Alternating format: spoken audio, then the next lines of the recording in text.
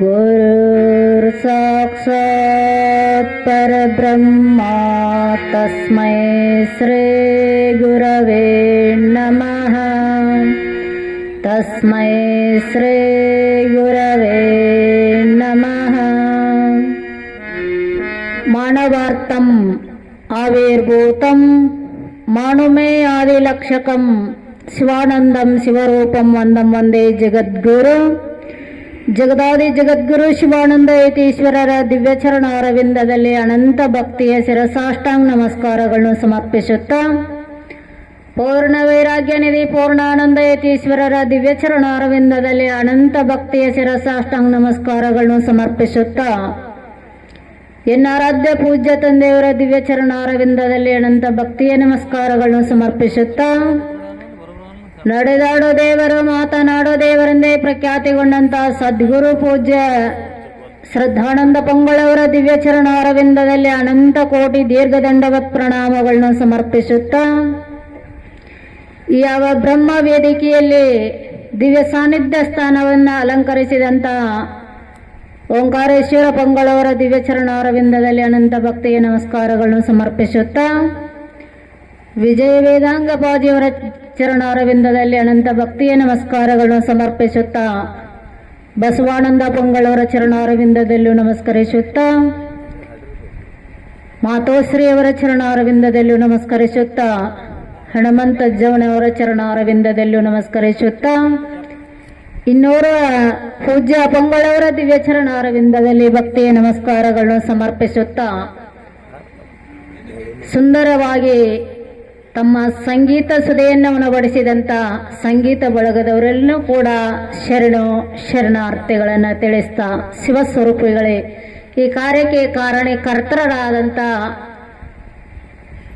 ಯಾವ ರಾಮೇಶ್ವರ ಅಪಂಗಳವರ ಚರಣ ಅರವಿಂದದಲ್ಲಿಯೂ ಭಕ್ತಿಯ ನಮಸ್ಕಾರಗಳನ್ನು ಸಮರ್ಪಿಸುತ್ತಾ, ಕ್ಷೇತ್ರದ ಅಧಿದೇವತೆಯಾದಂಥ ಜಗನ್ಮಾತೆ ಬೆಳೆಯಮ್ಮ ದೇವಿಯ ದಿವ್ಯ ಚರಣ ಅರವಿಂದದಲ್ಲಿ ಅನಂತ ಭಕ್ತಿಯ ದೀರ್ಘದಂಡವತ್ ಪ್ರಣಾಮಗಳನ್ನು ಸಮರ್ಪಿಸುತ್ತಾ, ಶಿವಸ್ವರೂಪಿಗಳೇ, ತಮ್ಮೆಲ್ಲರಿಗೂ ಶರಣಾರ್ಥಿ.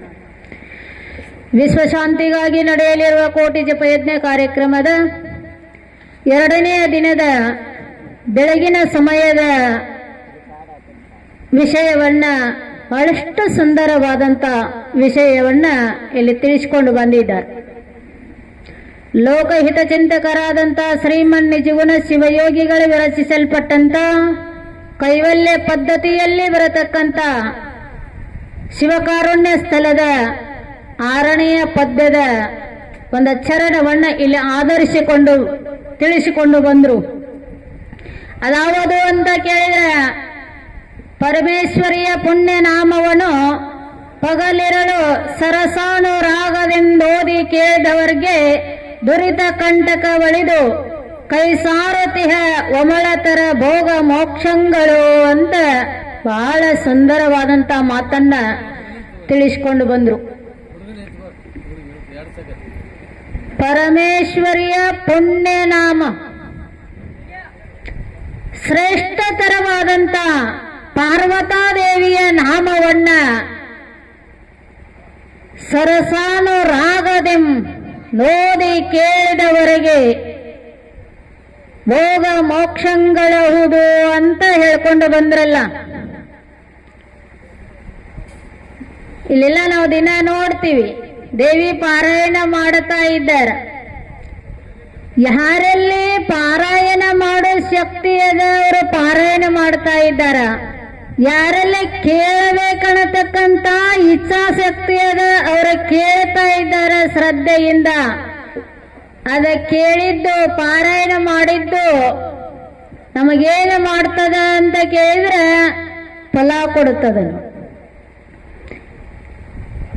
ಭೋಗ ಮೋಕ್ಷಗಳು ಅಂತ ಹೇಳಿದ್ರು, ಏನಾದರೂ ಕಾಮನೆಗಳನ್ನ ಇಟ್ಟುಕೊಂಡು ದೇವಿ ನಾಮಸ್ಮರಣೆಯನ್ನು ನಾವು ಮಾಡಿದೀವಿ ಅಂದ್ರೆ ಅವು ಇಷ್ಟಾರ್ಥ ಸಿದ್ಧಿ ಆಗ್ತಾ ಇದ್ದವ.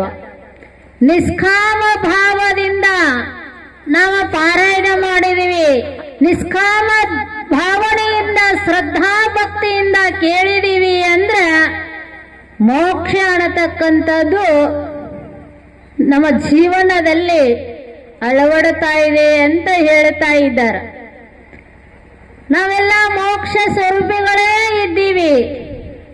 ಆದ್ರೆ ಏನಾಗ್ಯದ ಅಂತ ಕೇಳಿದ್ರೆ ನಾವು ಮರ್ತೀವಿ. ನಾವು ಎಲ್ಲಿ ಬಂದೀವಿ, ಏನು ಮಾಡಕತ್ತಿದ್ದೀವಿ ಅನ್ನೋದಂತ ನಾವು ಮರ್ತೀವಿ. ಮರೆತದ್ದಕ್ಕಾಗಿನೇ ಇವತ್ತು ಸತ್ಸಂಗ, ವಿಶ್ವ ಶಾಂತಿಗಾಗಿ ನಡೆಯಲಿರುವ ಕೋಟಿ ಜಪಯಜ್ಞ ಕಾರ್ಯಕ್ರಮದಲ್ಲಿ ಒಂದು ಸತ್ಸಂಗ ಶಾಸ್ತ್ರ ಪ್ರವಚನಗಳನ್ನ ಇಟ್ಟಿದ್ದಾರಲ್ಲ. ಯಾಕ ಅಂತ ಕೇಳಿದ್ರೆ ನಾವು ಮರ್ತದ್ದನ್ನ ನೆನಪು ಮಾಡಿಕೊಳ್ಳಲಿಕ್ಕಾಗಿ. ನಾವು ಎಲ್ಲಿಂದ ಬಂದೀವಿ ಅಂತ ಕೇಳಿದ್ರೆ ಬ್ರಹ್ಮನಿಂದ ಇಲ್ಲಿಗೆ ಬಂದೀವಿ. ನಾವು ಬ್ರಹ್ಮ ಸ್ವರೂಪರೇ ಇದ್ದೀವಿ. ಆದ್ರೆ ಇಲ್ಲಿ ಬಂದ ಮೇಲೆ ಮರ್ತೀವಲ್ರಿ. ಮರ್ತದ್ದಕ್ಕಾಗಿ ಭಗವಂತಗೆ ನಾವೆಲ್ಲ ಮಾತು ಕೊಟ್ಟು ಬಂದೀವಿ. ಏನಂತ ಮಾತು ಕೊಟ್ಟು ಬಂದೀವಿ ಅಂತ ಕೇಳಿದ್ರೆ ಅದನ್ನೇ ಶ್ರೀಮನ್ ನಿಜಗುಣ ಶಿವಯೋಗಿಗಳು ಒಂದು ಕಡೆ ತಿಳಿಸಿಕೊಂಡು ಬಂದ್ರು. ತಾಯಿಯ ಗರ್ಭದಳು ಆನಿರ್ದ ವೇಳೆಯಲ್ಲೇ ಹೇಯಗತಿ ಬಾಧೆಗೆ ಮನಂನಂದು ಬಿಟ್ಟೇತಕ್ಕಿಂತ ಪೊಡಮುಟ್ಟಿರೆ ಆಯುಷ್ಯ ವಿಹುದರೊಳಗಾಗಿ ಕಾಯಜ ವಿರೋಧಿ ಗುರು ಶಂಭುಲಿಂಗವನ್ನೊಲಿಸಿ ಮಾಯೆಯನ್ನು ಮೀರಿ ಭವವನ್ನು ಗೆಲ್ಲುವೆನೆಂಬ ಸಮುದಾಯದ ಅಧಿಕಾರವೆನ್ನದು ಮರೆದನದಕ್ಕಿನ್ನುಪಾಯವೇ ಧರ್ಮವೆಂದು ಅಂತ ಬಹಳ ಸುಂದರವಾದಂತಹ ಮಾತನ್ನ ಮಹಾತ್ಮರಲ್ಲಿ ತಿಳಿಸಿಕೊಂಡು ಬಂದ್ರಲ್ಲ. ನಾವೆಲ್ಲರೂ ಭೂಮಿ ಮೇಲೆ ಹುಟ್ಟಿ ಬಂದವರೆಲ್ಲ ಮನುಷ್ಯರು ಅನಿಸಿಕೊಂಡಂತವ್ರು ಎಲ್ಲರೂ ಮಾತು ಕೊಟ್ಟು ಬಂದೀವಿ ಅಂತ ನೋಡಿ. ತಾಯಿ ಗರ್ಭದೊಳಗ ಇದ್ದಾಗ ಅಲ್ಲಿ ನಾವು ಬಹಳ ಶ್ರೀಮಂತರದೀವಿ ಅಂತೇಳಿ ನಮಗೆಲ್ಲಾರ ಗಾದಿ ಕಾಟ ಹಾಕ್ಯಾರೇನ್ರಿ? ಇಲ್ಲ. ತಾಯಿ ಗರ್ಭ ಒಂದು ಚೋಟಿ ಜಾಗದಲ್ಲಿ ಇದ್ದಾಗ ತಾಯಿ ಹುಳಿಕಾರ ತಿಂದದ ನೆತ್ತಿ ಮೇಲೆ ಬೀಳ್ತದ. ಹಿಂದೆ ಸರದ ಡೊಕ್ಕಿ ಎಲಬ ಚುಚ್ಚುತ್ತಾವ, ತೆಳಗ ಸರದ್ರ ಮಲಮೂತ್ರದ ಭಾಂಡ. ಅಂತಲ್ಲೇ ಕುಂತಾಗ ಬಹಳ ತ್ರಾಸ ಆಗುವ ಸಮಯದಲ್ಲಿ ಭಗವಂತನ ಕುಂತು, ಹೇ ಭಗವಂತ ನನ್ನನ್ನು ಹೊರಗೆ ಹಾಕು ಭಗವಂತ, ನನ್ನ ಮೇಲೆ ಕರುಣಾ ಮಾಡು ಭಗವಂತ, ಅನಂತ ರೀತಿಯಿಂದ ಬೇಡ್ಕೊಂಡಿವೆ ಅಂತ ಭಗವಂತ ಹೇಳಿದಂತೆ. 83,99,999 ಸಲ ನಿನ್ನ ಹೊರಗೆ ಹಾಕಿ ನನಗೆ ಬ್ಯಾಸರಾಗ್ಯದ, ಇದೊಂದು ಸಲ ಅಲ್ಲೇ ಇರು ಅಂದಂತ ಭಗವಂತ. ಅವಾಗ ಇಲ್ಲ ಭಗವಂತ ನಿನ್ನದ ಧ್ಯಾನ ಮಾಡ್ತೀನಿ, ನಿನ್ನನ್ನೇ ಹೊಂದುತ್ತಾ ಇದ್ದೀನಿ ಅಂದಾಗ ಹೊರಗೆ ಹೋಗಿ ಏನು ಮಾಡ್ತೀಯ ಅಂತ ಭಗವಂತ ಕೇಳಿದಂತೆ. ಮಾಯೆಯನ್ನು ಮೀರುತ್ತಾ ಇದ್ದೀನಿ, ಭವವನ್ನು ಗೆಲ್ಲುತ್ತಾ ಇದ್ದೀನಿ, ನಿನ್ನನ್ನೇ ಹೊಂದುತ್ತಾ ಇದ್ದೀನಿ ಭಗವಂತ ಅಂತ ಅಕಸ್ಮಾತ್ ಮರೆದ ನಿನ್ನದಕ್ಕುಪಾಯವೇ ಧರ್ಮವೆಂದು. ಅಕಸ್ಮಾತ್ ಮರತ್ನಿ ಅಂದ್ರೆ ಧರ್ಮ ಎಂದು ಬಿಡಂಗಿಲ್ಲ ಅಂತ ಹೇಳಿದಂತೆ. ಹಿಂಗೆ ಹೇಳಿದಾಗ ಭಗವಂತ ನಮ್ಮ ಮ್ಯಾಲ ಕರುಣಾ ಮಾಡಿ ಹೊರಗೆ ಕಳಿಸಿದ. ಹೊರಗೆ ಬರಬೇಕಾದ್ರೆ ಹೆಂಗ ಬಂದೀವಿ ಅಂತ ಕೇಳಿದ್ರೆ ವಾಯು ಪ್ರಸೂತಿ ಅನ್ನತಕ್ಕಂಥದ್ದು ತಾಯಿ ನತ್ತಿಗೆ ಬಿಡೋದು, ತಾಯಿ ಗರ್ಭದಲ್ಲೇ ಇರತಕ್ಕಂತ ಶಿಶುವಿನ ನತ್ತಿಗೆ ಹೊಡಿತಾ ಇದೆ ಅಂತ. ವಾಯು ಪ್ರಸೂತಿ ಹೊಡೆಯುವಾಗ ಎಷ್ಟು ಆವಾಜ್ ಆಗ್ತದ ಅಂತ ಕೇಳಿದ್ರೆ 100 ಸಿಡ್ಲ ಒಂದೇ ಸಮಯದಲ್ಲಿ ಹೊಡೆದ್ರೆ ಎಷ್ಟು ಆವಾಜ್ ಆಗ್ತದಲ್ಲ ಅಷ್ಟು ಆವಾಜ್ ಆಗ್ತದಂತ ಶಿಶುವಿಗೆ. ಇನ್ನ ತಾಯಿಗೆ ಎಷ್ಟು ತ್ರಾಸ ಆಗ್ತದ ಅಂತ ಕೇಳಿದ್ರೆ 100 ಚೋಳ ಏಕಕಾಲಕ್ಕೆ ಒಂದೇ ಸ್ಥಾನದಲ್ಲಿ ಕಡಿದ್ರೆ ಎಷ್ಟು ತ್ರಾಸ ಆಗುತ್ತದೆ. ಒಂದ ಚೋಳ ಕಡಿದ್ರೆ ಏನೆಲ್ಲ ಆಗುತ್ತದ, 100 ಚೋಳ ಕಡಿದ್ರೆ ಎಷ್ಟು ತ್ರಾಸ ಆಗ್ತದಲ್ಲ ಅಷ್ಟು ತ್ರಾಸ ತಾಯಿಗೆ ಆಗ್ತದಂತ. ತಾಯಿಗೂ ಮಗುವಿಗೆ ಪುನರ್ಜನ್ಮ ಅಷ್ಟು ತ್ರಾಸ ಆಗ್ತದಲ್ಲ. 1000 ಸಿಡ್ಲು ಹೊಡೆದಷ್ಟ ಅವಾಜಾದ ಸಮಯದಲ್ಲಿ ಮೇಲ್ಮುಖವಾದಂತ ಶಿಶು ಕೆಳಮುಖವಾಗಿ ಒಳಗ ಶಿವೋಹಂ ಶಿವೋಹಂ ಶಿವೋಹಂ 2 ಮೊಣಕಾಲು ಸಂಧಿ ಚಂಡ ಇಟ್ಟುಕೊಂಡು ಶಿವೋಹಂ ಅಂತಿದ್ದಂತ. ಹೊರಗ ಇಷ್ಟೇನ ಅವಾಜದೊಳಗ ಹೊರಗ ಬಂತಲ್ಲ ಕೆಳಮುಖವಾಗಿ, ಅವಾಗ ಶಿವೋಹಂ ಅನ್ನೋದು ಮರುತ್ತಂತ ನೋಡ್ರಿ. ಕೋಹಂ ಕೋಹಂ ಅನ್ನಕಂತ ಹೊರಗು ಬಂದ ಮೇಲೆ ಬಂಧು ಬಾಂಧವರು ತಾಯಿ ತಂದೆ ನೀ ಸಚ್ಚಿದಾನಂದ ಪರಬ್ರಹ್ಮ ಸ್ವರೂಪನಿದ್ದಿ ಅಂತ ಯಾರ ಹೇಳಿದ್ರೇನ್ರಿ? ಹೇಳಲಿಲ್ಲ. ಹುಟ್ಟಿದ 11 ದಿನಕ್ಕೋ 12 ದಿನಕ್ಕೋ ಹೆಸರು ಇಡಬೇಕಾದ್ರೆ ಗಂಡು ಮಕ್ಕಳಿಗೆ ಸಮಾಧಾನಕ್ಕೆ ಇಡ್ತಾರಂತ, ಹೆಣ್ಣು ಮಕ್ಕಳಿಗೆ ವ್ಯಸನಕ್ಕೆ ಇಡ್ತಾರಂತ ಹೆಸರಿಡುವಾಗ ಯಾರ ಬೀಗರು ಬಂದ್ರ ಅದಿನ ಕಣ್ಣು ತೆಗೆದು ನೋಡ್ತಿರೋದಿಲ್ಲ. ಅವಾಗ ಅಂತಾರ, ಮಾವು ಬಂದನ ಕಾಲು ತೋರಿಸು, ಅತ್ತಿ ಬಂದಳ ಕೈ ತೋರಿಸು, ಮೂಗು ತೋರಿಸು, ಹಿಂಗೆಲ್ಲ ಹೇಳಕ್ ಶುರು ಮಾಡ್ತಾರೆ ಇವರು. ನಿಮ್ಮವ್ರು ಬಂದಾರ, ಅವ್ರು ನಿಮ್ಮವ್ರಲ್ಲ, ಅವ್ರು ಹೊರಗಿನವರು. ಇದನ್ನ ಕಲಿಸಿದ್ರ ಭೇದ ಭಾವವನ್ನೇ ಕಲಿಸಿದ್ರ ವಿನಾನೇ ಸಚ್ಚಿದಾನಂದ ಪರಬ್ರಹ್ಮ ಸ್ವರೂಪನಿದ್ದಿ ಸದಾವ ಕಾಲದಲ್ಲಿ ಬ್ರಹ್ಮನ ಧ್ಯಾನದಲ್ಲಿರು ಅಂತ ಯಾರೂ ನಮಗೆ ಹೇಳಿಕೊಡ್ಲಿಲ್ಲ. ಹೇಳಿಕೊಡ್ಲಿಕ್ಕಾಗಿನ ಇದೊಂದು ಸತ್ಸಂಗ ಅಂತ ನಮ್ಮ ಹುಣಸಾಳ ಗುರುಗಳ ನಿವೃತ್ತಿ ಎಲ್ಲಿ ಲೌಕಿಕ ವಿದ್ಯೆಯನ್ನ ಕಲಿಸ್ತಾ ಇದ್ರಲ್ಲ ಗುರುಗಳಾಗಿ ಇಷ್ಟು ದಿನ, ಅಲ್ಲಿಂದ ಅವರು ನಿವೃತ್ತಿಯನ್ನ ಹೊಂದಿ ಇನ್ನ ಪಾರಮಾರ್ಥದಲ್ಲಿ ಅವರು ಪ್ರಗತಿಯನ್ನ ಹೊಂದಲಿಕ್ಕಾಗಿ ಗುರುಗಳಿದೊಂದು ಕಾರ್ಯಕ್ರಮ ಹಮ್ಮಿಕೊಂಡಿದ್ದಾರಲ್ಲ, ಜೀವನದಲ್ಲಿ ಸಾರ್ಥಕತೆ ಆಗತಕ್ಕಂತ ಒಂದು ಸತ್ಸಂಗ. ಪರಮೇಶ್ವರಿಯ ನಾಮವನ್ನು ಪಗಲಿರುಳು ಸರಸಾನು ರಾಗದಿಂದೋದಿ ಕೇಳಿದವರಿಗೆ ಭೋಗ ಮೋಕ್ಷಗಳ ಹುದು ಅಂತ ಹೇಳಿದ್ರಲ್ಲ. ಇಲ್ಲಿ ಭೋಗನೂ ಸಿಗುತ್ತದ, ಮೋಕ್ಷನೂ ಸಿಗುತ್ತದ, ಎಲ್ಲ ದೊರೆತದ ನೋಡ್ರಿ. ಅಂತ ಒಂದು ಕಾರ್ಯ ಅನ್ನತಕ್ಕಂಥದ್ದು ಇಲ್ಲಿ ನಡೆದದಲ್ಲ. ಹೇಳಿದ್ರು ದೇವಿ ಪುರಾಣದಲ್ಲಿ.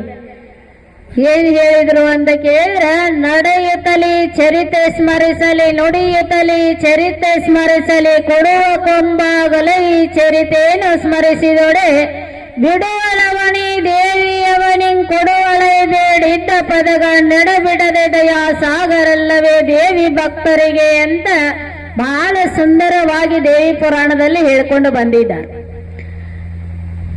ಏನೇ ಕೆಲಸ ಮಾಡಿದ್ರು ಹಗಲಿರುಳು ನಾನು ಯಾರ ಧ್ಯಾನದಲ್ಲಿ ಇರ್ತಾ ಇದ್ದೀನಿ ಅಂತ ಕೇಳಿದ್ರೆ, ಹೇ ತಾಯಿ ಜಗನ್ಮಾತೆ ನಿನ್ನ ಧ್ಯಾನದೊಳಗ ನಾನು ಇರ್ತಾ ಇದ್ದೀನಿ. ನಾನು ಎಲ್ಲಿಂದ ಬಂದೀನಿ ಅಂತ ಕೇಳಿದ್ರೆ ನಿನ್ನೋಡಿಯೊಳಗ ನಾನು ಬಂದಿದ್ದೀನಿ. ಜಗತ್ತಿನಲ್ಲಿ ಬ್ರಹ್ಮ ಹೇಗಿದ್ದಾನ ಅಂತ ಕೇಳಿದ್ರೆ ಏಕಂ ಏವಂ ಅದ್ವಿತೀಯಂ ಬ್ರಹ್ಮ. ಬ್ರಹ್ಮ ಚಲಿಸತಕ್ಕಂಥವನಲ್ಲ. ಬ್ರಹ್ಮ ಅವಯವ ರಹಿತನಾದಂಥವ. ಮಾಯೆಯಿಂದ ಜಗತ್ತನ್ನ ಸೃಷ್ಟಿ ಮಾಡಿದ ಭಗವಂತ ಎಲ್ಲರ ಮೈಯಲ್ಲಿ ಬ್ರಹ್ಮ ಇದ್ರೆ ಹೇಗಿದ್ದಾನ? ಆತ್ಮ ಸ್ವರೂಪನಾಗಿದ್ದಾನ. ಆದಿಶಕ್ತಿ ನಾವೆಲ್ಲ ಕೈಗಳ ಚಲಿಸ್ತಾ ಇದ್ದಾವ, ಕಾಲುಗಳ ಚಲಿಸ್ತಾ ಇದ್ದಾವ, ನಾಲಿಗೆಯಲ್ಲಿ ಧ್ವನಿ ಬರ್ತಾ ಇದೆ ಅಂತಂದ್ರೆ ಎಲ್ಲಿಂದ ಬಂತು ಅಂತ ಕೇಳಿದ್ರೆ ಆದಿಶಕ್ತಿ ಜಗನ್ಮಾತೆಯಿಂದನೇ ಬಂತು ನೋಡಿ. ಆ ಶಕ್ತಿ ರೂಪ ಅನ್ನತಕ್ಕಂಥದ್ದು ನಮ್ಮಲ್ಲಿ ಅದ ಅಂತ ಬಹಳಷ್ಟು ನಾವು ವಜ್ಜಾದ ವಸ್ತುನು ಎತ್ತತಾ ಇದ್ದೀವಿ, ಮಾತುಗಳನ್ನ ಮಾತಾಡುತ್ತಿದ್ದೀವಲ್ಲ. ಶಕ್ತಿ ಅನ್ನತಕ್ಕಂಥ ಧ್ವನಿ ಹೊರಗೆ ಬರಬೇಕಾಗಿತ್ತು ಅಂದ್ರೆ ಆ ಜಗನ್ನ ಮಾತೆನೆ ನಮ್ಮೊಳಗ ಕುಂತ ನುಡಿಸ್ತಾ ಇದ್ದಾಳ. ಇವೆಲ್ಲ ನುಡಿಯುತ್ತಲೇ ಸ್ಮರಿಸ್ತಾ ಇದ್ದೀವಿ ಅಂದ್ರೆ ನಮ್ಮೆಲ್ಲ ಕಾರ್ಯಗಳ ಸುಲಲಿತವಾಗಿ ಸರಳವಾಗಿ ಸಾಗುತ್ತಾ ಇದ್ದಾವ, ಸಾಂಗೋಪಾಂಗವಾಗಿ. ಅಕಸ್ಮಾತ್ ನಾವು ಮರೆತೀವಿ ಅಂದ್ರೆ ನಮ್ಮ ಜೀವನ ಅಲ್ಲೋಲ ಕಲ್ಲೋಲ ಆಗುತ್ತದ. ಯಾರ ಬೀಗರ ಒಂದಿಷ್ಟು ಏನಾದ್ರೂ ಕೊಟ್ರ ಏನಂತೀರಿ? ಏನ್ರಿ ನಮ್ ಬೀಗರ ನಮಗ್ ಇಲ್ಲದಾಗ ಕೊಟ್ಟಾರ, ಅವ್ರನ್ನ ಉಂಡು ಮಲಗುವಾಗ ನೆನೆಸ್ಬೇಕ್ರಿ, ತಂಪತ್ನ್ಯಾಗ ನೆನೆಸ್ಬೇಕ್ರಿ ಅಂತೀರ. ಭಗವಂತ ಜಗನ್ಮಾತೆ ನಮಗೇನೆಲ್ಲ ಕೊಟ್ಟಿದ್ದಾರ? ಪವಿತ್ರವಾದಂತ ದೇಹವನ್ನ ಕೊಟ್ಟಿದ್ದಾರ. ಉಣಲಿಕ್ಕೆ ಏನು ಬೇಕು ಎಲ್ಲ ಸೌಕರ್ಯಗಳನ್ನ ತಂದು ನಮ್ಮ ಮುಂದೆ ಇಟ್ಟಿದ್ದಾರ. ಉಡಲಿಕ್ಕೆ ಏನೆಲ್ಲ ಕೊಟ್ಟಿದ್ದಾರ. ಇಷ್ಟೆಲ್ಲ ಕೊಟ್ಟಾಗ ಯಾವಾಗ ನೆನೆಸ್ಬೇಕ್ರಿ? ಹೇಳಿದ್ರು ನಿಜಗುಣ ಶಿವಯೋಗಿಗಳು, ನೆನೆಯುವುದು ಅಣುವಿನ ಉದಯ ಕಾಲದ ಎಚ್ಚರಿಕೆಗಳು, ವಿನುತ ಗುರುಮೂರ್ತಿಯನು ಉಮೇಶ ನಂಗ್ರಿಯನು ನಿನ್ನನು ಬಳಿಕ ಸುವಿಚಾರದಿಂದ ನೇಮಕವಾಗಿ ನೋಡು ಮನುಜ ನಿನಗಹುದು ಮುಕ್ತಿ ಅಂತ ಹೇಳ್ಕೊಂಡು ಬಂದರು ನೋಡ್ರಿ. ಎದ್ದ ತಕ್ಷಣ ನಮಗೆ ಯಾರು ಕಾಣಬೇಕು ಅಂತ ಕೇಳಿದ್ರೆ ಗುರುಮೂರ್ತಿ ಬಂದು ನಮ್ಮ ಮುಂದೆ ನಿಲ್ಲಬೇಕಂತ, ಪರಮಾತ್ಮನ ಪಾದಗಳ ಕಾಣಬೇಕಂತ, ಆದಿಶಕ್ತಿ ಜಗನ್ನ ಮಾತೆ ಪಾದಗಳ ನಮಗೆ ಕಾಣಬೇಕಂತ. ಅದನ್ನ ಬಿಟ್ಟ ನಾವು ಏನೇನೋ ನೆನೆಸ್ಕೊತ ಎದ್ದೀವಿ ಅಂದ್ರೆ ನಾವು ಮನುಷ್ಯರಾಗಿ ಹುಟ್ಟಿದ್ದನೂ ಸಾರ್ಥಕತೆ ಆಗಂಗಿಲ್ಲ ಅಂತ ಹೇಳ್ತಾ ಇದ್ದಾರ. ಏನು ಕೊಡ್ಲಿಲ್ರಿ ಭಗವಂತ ನಮಗ? ಎಳೆ ನಿಮ್ಮ ದಾನ, ಬೆಳೆ ನಿಮ್ಮ ದಾನ, ಸುತ್ತಿ ಸುಳಿವ ಗಾಳಿ ನಿಮ್ಮ ದಾನ, ಎತ್ತು ನಿಮ್ಮ ದಾನ, ಬಿತ್ತು ನಿಮ್ಮ ದಾನ, ಸುತ್ತಿ ಹರಿವ ಸಾಗರವೆಲ್ಲ ನಿಮ್ಮ ದಾನ. ನಿಮ್ಮ ದಾನವನ್ನುಂಡು ಅನ್ಯರ ಹೊಗಳುವ ಪುಣ್ಯಗಳನ್ನೇನೆಂಬೆ ಹೇಳ ರಾಮನಾಥ ಅಂತ ಜಡಿರ ದಾಸಿಮಯ್ಯನವರು ಬೈದು ಹೇಳಿದರು ನೋಡ್ರಿ. ಯಾಕೆ ಬೈದು ಹೇಳಿದ್ರು? ನಮ್ಮ ಮ್ಯಾಲ ಕರುಣೆಯಿಂದ ಬೈದು ಹೇಳಿದರು ಶರಣರು ಮಹಾತ್ಮರು. ಯಾಕ ಅಂತ ಕೇಳಿದ್ರೆ ಭಗವಂತನ ಮರೆತ ಇರಬೇಡ ಅಂತ ಬೈದರು, ಅಧೋಗತಿಗೆ ಹೋಗಬೇಡ ಅಂತ ಬೈದರು. ನೀ ಎಲ್ಲಿರೋ ಸತ್ಯ ಜ್ಞಾನದಲ್ಲಿ ಬದುಕು ಅಂತವ್ರ ತಿದ್ದಿ ಹೇಳಿದ್ರು. ಭೂಮಿ ಕೊಟ್ಟ ಭಗವಂತ, ಇಳೆ ನಿಮ್ಮ ದಾನ, ಬೆಳೆ ನಿಮ್ಮ ದಾನ. ನಮಗೇನು ಉಣ್ಣಾಕ ಬೇಕಲ್ಲ ಎಲ್ಲ ಬೆಳೆಗಳನ್ನ ಕೊಟ್ಟಂತ ನಮ್ಮನ್ನು ಹುಟ್ಟಿಸಿ ಸುಮ್ಮ ಬಿಡ್ಲಿಲ್ಲ ಭಗವಂತ. ಏನ್ರಿ ಭಗವಂತ ಭಕ್ತರ ಅಧೀನನಾದಂತ ಭಗವಂತ ಏನೆಲ್ಲ ಬೆಳೆ ಕೊಟ್ಟ. ಸುತ್ತಿ ಸುಳಿವ ಗಾಳಿ ನಿಮ್ಮ ದಾನ. ಅಕಸ್ಮಾತ್ ನಾವು ಪ್ಯಾನ ಹಚ್ಕೋತೀವಿ, ಒಂದಿಷ್ಟು ಸೆಕೆ ಆದ್ರೆ ಲೈಟ್ ಹೋದ್ರೆ ಪ್ಯಾನ್ ಬಂದ್ ಆಗ್ತದ. ನಿರಂತರವಾಗಿ ಏನು ಗಾಳಿ ಬೀಸ್ತದಲ್ಲ ಒಂದ್ ಕ್ಷಣ ಬಂದಾದ್ರೆ ಹೆಂಗಾಕದ್ರಿ? ನಾವೆಲ್ಲೆಲ್ಲ ಕುಂತಿರ್ತೀವಲ್ಲ ಗಟ್ಟಂಗ ಅಲ್ಲೇ ಕುಂದಿರ್ತೀವಿ ನಾವು. ಇನ್ನೊಬ್ಬರು ಬಂದು ಎಬಸು ಮಠ ನಾವು ಹೇಳಾಕ ಸಾಧ್ಯನ ಆಗಂಗಿಲ್ಲ. ಸುತ್ತಿ ಸುಳಿವ ಗಾಳಿ ನಿಮ್ಮ ದಾನ. ಭೂಮಿ ಕೊಟ್ಟ ಸುಮವಿರಲಿಲ್ಲ, ತನ್ನ ವಾಹನನಾದಂತ ನಂದಿಯನ್ನ ಕಳಿಸಿಕೊಟ್ಟ ನೋಡ್ರಿ. ಎತ್ತು ನಿಮ್ಮ ದಾನ, ಬಿತ್ತು ನಿಮ್ಮ ದಾನ. ಬಿತ್ತಾಕ ಏನೇನ ಸಾಮಗ್ರಿಗಳು ಬೇಕಲ್ಲ, ಕೂರ್ಗಿ, ಕುಂಟಿ, ರಂಟಿ ಇವೆಲ್ಲ ಕೊಟ್ಟಂತ ನೋಡ್ರಿ ಭಗವಂತ. ಬಿತ್ತಲಿಕ್ಕೆ ಬೀಜಗಳನ್ನ ಕೊಟ್ಟ. ಬಿತ್ತು ನಿಮ್ಮ ದಾನ.